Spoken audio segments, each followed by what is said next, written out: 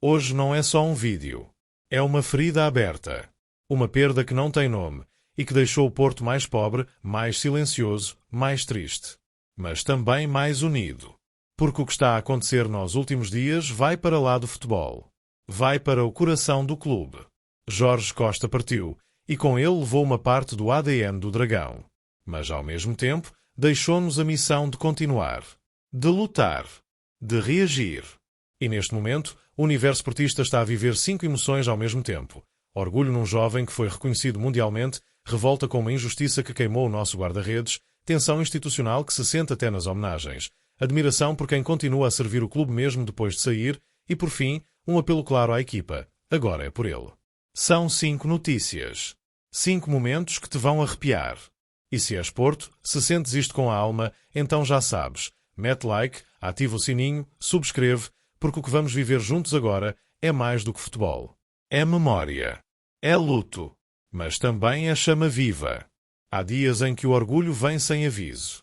E hoje, quando se soube que Rodrigo Mora foi nomeado para o Troféu Copa, muitos portistas sentiram aquele aperto no peito. Mas desta vez foi de felicidade. De emoção. De validação. Porque o nome dele está agora entre os 10 melhores jovens jogadores do mundo. Lê bem, do mundo. E é nosso. Não foi preciso uma época inteira a jogar na equipa principal. Não foi preciso campanhas publicitárias, nem empresários a empurrar. Foi o talento dele, puro e simples, que falou mais alto. E isso, num futebol cada vez mais vendido ao marketing, vale ouro. Rodrigo Mora é nomeado ao lado de Lamine Yamal, Estevão Pau Cubarsí, Kenan Yildiz, entre outros. É uma elite e ele faz parte. Mas há uma pergunta que muitos portistas já estão a fazer. Então e minutos? Então e espaço no plantel? Então e a aposta verdadeira? Porque o mundo já o reconheceu. E nós? Esta nomeação é um grito. Um sinal vermelho. Uma chamada de atenção. Porque não se pode perder tempo com promessas vazias. Um jogador nomeado para o Troféu Copa tem de estar a crescer com bola no pé, não no banco. Não na bancada. E se o Porto não perceber isso a tempo, arrisca-se a perder mais do que talento. Perde-se identidade. Perde-se o futuro. Rodrigo Mora representa tudo aquilo que nos orgulha. Talento puro, trabalho sério, formação a Porto. E o mundo está a aplaudir. Está a olhar. Está a desejar. Mas o lugar dele tem de ser aqui. A evoluir com a nossa camisola, a ganhar força no Dragão, a marcar a nova geração de portistas. Esta nomeação devia ser a senha de entrada. A luz verde para apostar. Porque nenhum prémio individual vale tanto como o aplauso do Dragão em pé. E esse aplauso está à espera. Mas enquanto celebramos a conquista do Mora, o que vem a seguir vai gelar-te o sangue. Porque há outro jogador que devia estar a ser celebrado e foi completamente ignorado. E o que fizeram com ele foi uma falta de respeito de nível mundial. Isto é gozar com quem joga futebol a sério. Diogo Costa, o dono da baliza do Porto, um dos guarda-redes mais completos da atualidade, foi simplesmente ignorado pela France Football. Nem nomeado foi. Nem entre os 10 melhores do mundo. Uma piada. Uma provocação. Uma vergonha. Como é possível? Como é que um jogador que tem feito exibições colossais, que defendeu o clube com classe em Portugal e na Europa, que já salvou jogos com defesas impossíveis, não merece sequer estar na lista? Mas depois aparecem nomes como Matt Sells, do Nottingham Forest. Ou até David Raya, que passou metade da época a rodar com Ramsdale. A sério? Estamos a falar de um guarda-redes que é internacional português, que tem mercado em clubes gigantes, que tem números de topo, mas que, pelos vistos, não entra nos critérios desta elite mediática. E sabes porquê? Porque joga no Porto. Porque não tem uma máquina de propaganda por trás. Porque não anda todos os dias nos títulos das revistas de Madrid ou Londres. Diogo Costa joga com alma. Defende com garra. Cala críticos com luvas. Mas para estas listas, isso não conta. E aqui está a diferença. Enquanto os outros vivem de imagem, o Diogo vive de defesas. E é por isso que os portistas o respeitam tanto. Porque não há muitos como ele. Porque mesmo quando a equipa treme, ele está lá. Porque nunca foge à luta. Mas o mundo do futebol parece continuar de costas voltadas para quem faz bem, mas em silêncio. Só há uma resposta possível a esta vergonha: continuar a crescer. A calar. A provar.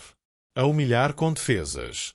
E quando um dia vier a chamada de um colosso europeu, e quando um dia essa mesma France Football o quiser aplaudir, que ele olhe para trás e diga: estive sempre aqui. Vocês é que não quiseram ver. No Porto, nós vimos. Nós sentimos. Nós sabemos que temos um dos melhores do mundo. E o resto? O resto que continua a ignorar. Porque quando acordarem, vai ser tarde demais. Mas o que vais ouvir a seguir é ainda mais tenso. Porque envolve dois nomes pesados. Dois homens com história. E um silêncio que vale mais do que 1000 palavras. Há silêncios que ensurdecem. E o que aconteceu no velório de Jorge Costa, no coração do Dragão, foi desses momentos que não se esquecem. Entre lágrimas, dor e homenagens sinceras, houve um instante que congelou tudo, e não foi pelo choro. Foi pelo que não aconteceu. Porque Sérgio Conceição, o homem que viveu e gritou pelo Porto durante 7 anos, não cumprimentou André Vilas-Boas, o novo presidente. Nem um aperto de mão. Nem um olhar. Nada. Foi a primeira vez que os dois se cruzaram desde a saída abrupta de Sérgio do clube. Um reencontro que podia ter sido discreto, contido, mas digno. Mas não. Foi um murro emocional, um sinal de que as feridas continuam bem abertas. E o mais impressionante? Foi tudo à frente do caixão de Jorge Costa, um dos maiores símbolos da história do clube. E nem isso bastou para enterrar o machado. Sérgio chegou, cabeça baixa, olhar firme, fez questão de marcar presença no adeus ao amigo e capitão de tantas batalhas. Mas quando viu Vilas-Boas, virou o rosto. Manteve distância. Não cruzou caminho. Como se o simples ato de olhar fosse uma traição à dor que carrega. E Vilas-Boas manteve-se ereto, firme. Passou o dia inteiro em pé, em frente à urna, como um líder silencioso. Recebeu todos. Falou com muitos. Mas de Sérgio, nem uma aproximação. E não pensem que foi acaso. Não pensem que foi distração. Foi uma decisão. Fria. Deliberada. Dolorosa. Os presentes ficaram em choque. Muitos sussurraram. Outros nem quiseram acreditar. Mas quem conhece os bastidores, quem vive o clube de dentro, percebeu tudo. A relação está partida. E não é de hoje. Desde a campanha eleitoral, desde as acusações veladas, desde os recados nos bastidores, já se sentia que o respeito tinha sido rasgado. E agora, perante o corpo de uma lenda, essa ruptura ficou escancarada. E há algo de profundamente triste nisto tudo. Porque Jorge Costa não merecia isto. O velório devia ter sido um momento de união, de força, de símbolo maior. Mas foi também um espelho do que se passa no clube, dividido, amargurado, em reconstrução forçada. E quando os símbolos se viram costas, o eco bate no balneário, nos adeptos, na estrutura inteira. Este gesto, ou melhor, esta ausência de gesto, vai marcar o início da era Vilas-Boas.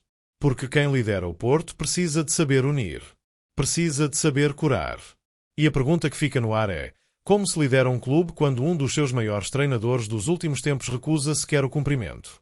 Como se pacifica um balneário quando há este tipo de corte? Como se reconstrói um ADN quando nem os símbolos falam entre si?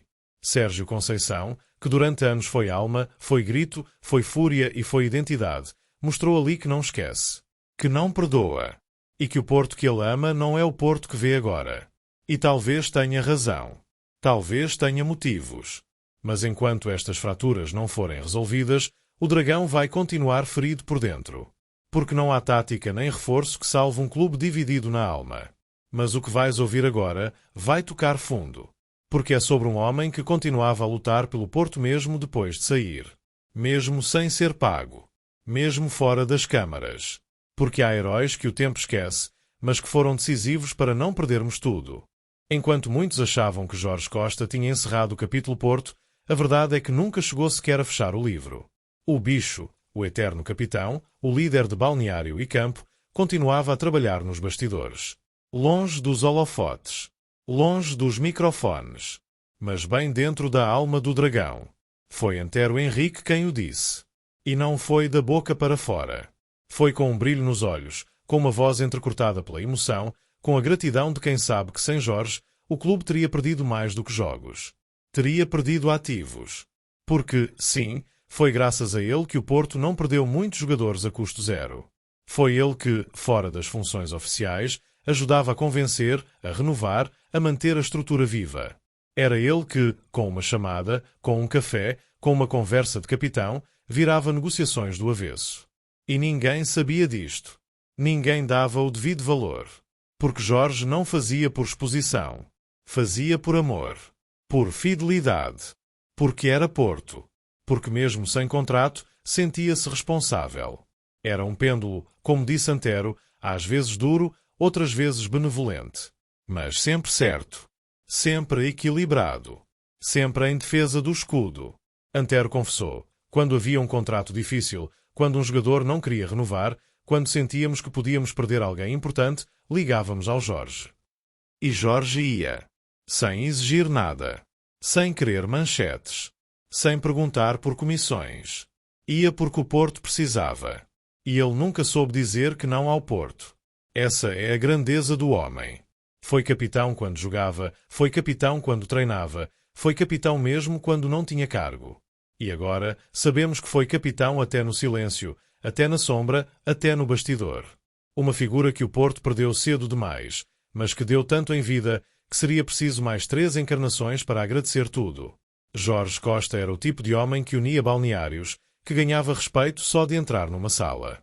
E foi essa força, esse carisma, essa ligação emocional que Antero usou, com sucesso total, para proteger os interesses do clube. Nunca perdemos um jogador quando foi ele a tentar convencer, diz o ex-diretor desportivo. Um dado que devia ficar gravado em mármore na entrada do Olival.